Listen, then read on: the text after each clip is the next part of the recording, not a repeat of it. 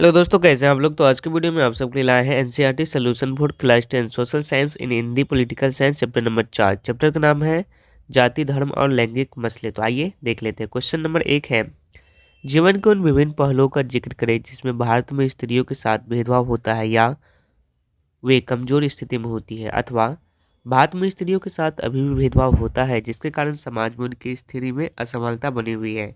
चार उपयुक्त उदाहरणों से इस कथन की पुष्टि कीजिए। तो आइए इसका आंसर हम देख लेते हैं।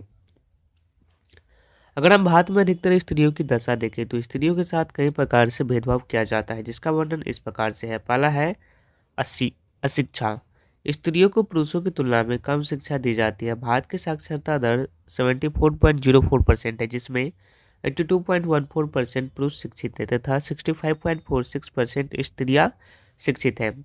बहुत ही कम महिलाएं उच्च शिक्षा ग्रहण करती हैं। लड़कियों के स्कूलों के परिणाम लड़कों की अपेक्षा अधिक अच्छे होते हैं, परंतु अधिकतर माता पिता लड़कियों को स्कूल से निकाल देते हैं क्योंकि वे लड़की की शिक्षा पर पैसा खर्च करना अधिक अच्छा समझते हैं।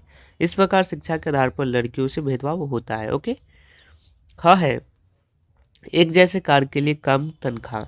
समाज में पुरुषों की तुलना में अधिक तनख्वाह प्राप्त करने वाली स्त्रियां काफ़ी कम है। जहाँ तक कि अगर वह दफ्तर में पुरुषों से अधिक कार्य करती है तो उन्हें पुरुषों से कम पैसा मिलता है क्योंकि उसके कार्य को कोई महत्व नहीं दिया जाता है। ग है, कम लिंग अनुपात। देश के अधिकतर भागों में लोगों की लड़की की जगह लड़के के जन्म को अधिक प्राथमिकता देते हैं। वह सोचते हैं कि लड़के से खानदान आगे बढ़ेगा, इसलिए वह लड़की की जन्म से पहले ही हत्या करवा देते हैं। यही कारण है कि देश में लिंग अनुपात कम हो रहा है। यह भी महिलाओं के साथ भेदभाव का एक कारण है। ओके। अब नेक्स्ट और आखिरी है, भारत में महिलाओं का काफ़ी शोषण भी होता है। स्त्रियों के प्रति बहुत से अपराध भी होते हैं। दहेज के लिए हत्या, बलात्कार, गाली गलौज, पिटाई, वैवाहिक हिंसा इत्यादि स्त्रियों के विरुद्ध अपराध के कुछ इस प्रकार के उदाहरण सामने आते हैं। ओके। नेक्स्ट क्वेश्चन नंबर 2 है, विभिन्न तरह के सांप्रदायिक राजनीति का ब्यौरा दे और उसके साथ एक एक उदाहरण भी दे। तो आइए देख लेते हैं।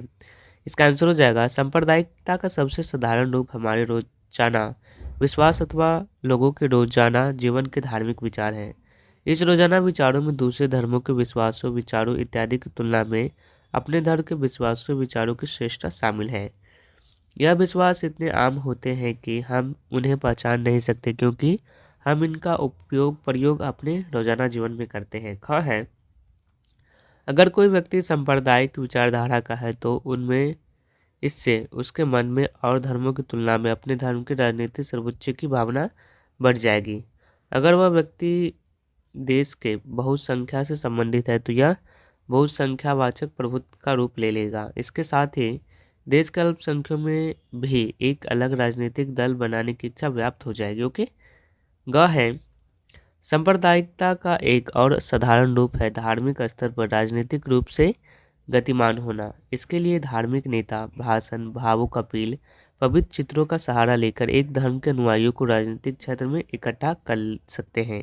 चुनाव के समय हम आम देख सकते हैं जब धार्मिक नेता अपने अनुयायियों को एक राजनीतिक दल के पक्ष में मतदान करने का आदेश देते हैं। घ है, सांप्रदायिकता का सबसे घृणात्मक रूप है अलग अलग धर्मों के दंगों तथा सांप्रदायिक हिंसा। बंटवारे के समय भारत तथा पाकिस्तान ने इन प्रकार के सांप्रदायिकता का बहुत कुछ सहा था।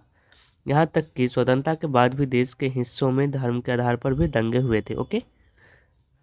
नेक्स्ट क्वेश्चन है, बताएं कि भारत में किस तरह अभी भी जातिगत असमानताएं जारी है। तो इसका आंसर हो जाएगा, का है अंतर्विवाह। अंतर्विवाह का अर्थ है अपनी ही जाति या समूह में विवाह करना तथा जाति में विवाह न करना।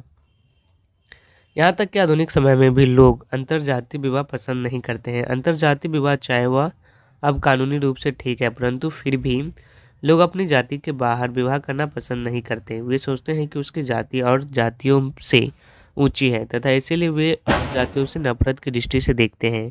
इस प्रकार अंतर्विवाह जाति पर आधारित असमानताओं का एक कारण है।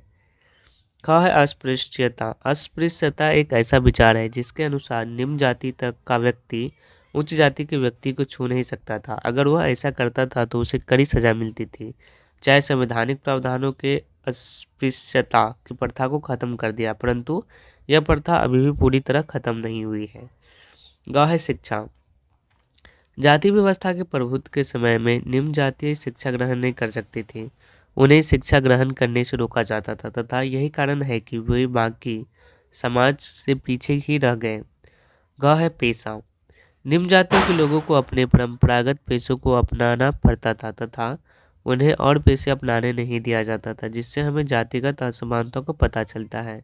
इस प्रकार हम कह सकते हैं कि भारत में अभी भी जातीय असमानताएं व्याप्त है। ओके, क्वेश्चन नंबर 4 है, दो कारण बताए कि क्यों सिर्फ जाति के आधार पर भारत में चुनावी नतीजे तय नहीं हो सकते। तो आइए इसका आंसर हम देख लेते हैं। इसका आंसर हो जाएगा, आधुनिक राजनीति में जाति व्यवस्था महत्वपूर्ण भूमिका अदा करती है। राजनीतिक दल चुनाव के समय ऐसे व्यक्ति को टिकट देते हैं जो कि उस क्षेत्र की बहुसंख्यक जाति से संबंधित हो, ताकि वही अपनी जाति से संबंधित सदस्यों की हिमायत हासिल कर सके। यहाँ तक कि राजनीतिक दल भी अलग अलग जातियों की स्थिति को ऊंचा उठाने के लिए वायदे करते हैं, परंतु आधुनिक राजनीति में चुनाव परिणामों को प्रभावित करने में केवल जाति एक कारण नहीं है, बल्कि और बहुत से कारण जो कि निम्नलिखित है। आइए देख लेते हैं कौन कौन से वे कारण, जिसमें क है, आजकल लोग शिक्षा ग्रहण कर रहे हैं तथा उन्हें पता चलता जा रहा है कि कौन झूठे वायदे करता है तथा कौन सच्चे मन से कार्य करता है। आजकल लोग झूठे वायदे करने वाले को नहीं बल्कि सच में विकास कार्य करने वाले को वोट देते हैं। इस प्रकार विकास का मुद्दा भी चुनाव परिणाम को प्रभावित करता है। ख है, किसी विशेष नेता की प्रसिद्धि भी चुनाव परिणामों को प्रभावित करती है। अगर कोई विशेष नेता इतना प्रसिद्ध है तो वह आसानी से चुनाव जीत सकता है, परंतु अगर नेता इतना प्रसिद्ध नहीं है तो चुनाव हार भी सकता है, चाहे यह बहुसंख्यक जाति से ही क्यों न संबंधित हो। के ग है, इन दिनों लोग जाति की बजाय अन्य अलग अलग राजनीतिक दलों से जुड़े होते हैं। वह जाति की बजाय राजनीतिक दल को वोट देना पसंद करते हैं। क्वेश्चन नंबर 5 है, भारत की विधायिकाओं में महिलाओं के प्रतिनिधित्व की स्थिति क्या है। तो इसका आंसर देख लेते हैं। भारत की विधायिका में महिलाओं का प्रतिनिधित्व काफ़ी कम है। आजकल जितने भी संसदीय चुनाव हुए हैं उनमें स्त्रियों की जीतने तथा प्रतिशत कभी भी 10 से अधिक नहीं हुआ है, परंतु राज्यों की विधायिका में यह नतीजे नीचे होकर 5% तक भी आ जाता है। ओके, अगर हम संपूर्ण संसार की तुलना करें तो विधायिका में स्त्रियों के प्रतिनिधित्व के लिए भारत का स्थान बहुत ही नीचे है। ओके, नेक्स्ट क्वेश्चन है, किन्हीं दो प्रावधानों का जिक्र करें जो भारत को धर्मनिरपेक्ष देश बनाते हैं, अथवा भारत का संविधान धर्मनिरपेक्ष को किस तरह सुनिश्चित करता है। 3 बिंदुओं में आपको स्पष्ट करना है। तो आइए इसका आंसर हम देख लेते हैं। धर्मनिरपेक्ष राज्य वह होता है जिसमें राज्य का कोई अपना धर्म नहीं होता तथा सभी धर्मों को पूर्ण सम्मान प्राप्त होता है। हमारे संविधान ने देश में धार्मिक विविधताओं के कारण देश को धर्मनिरपेक्ष राज्य का दर्जा दिया है।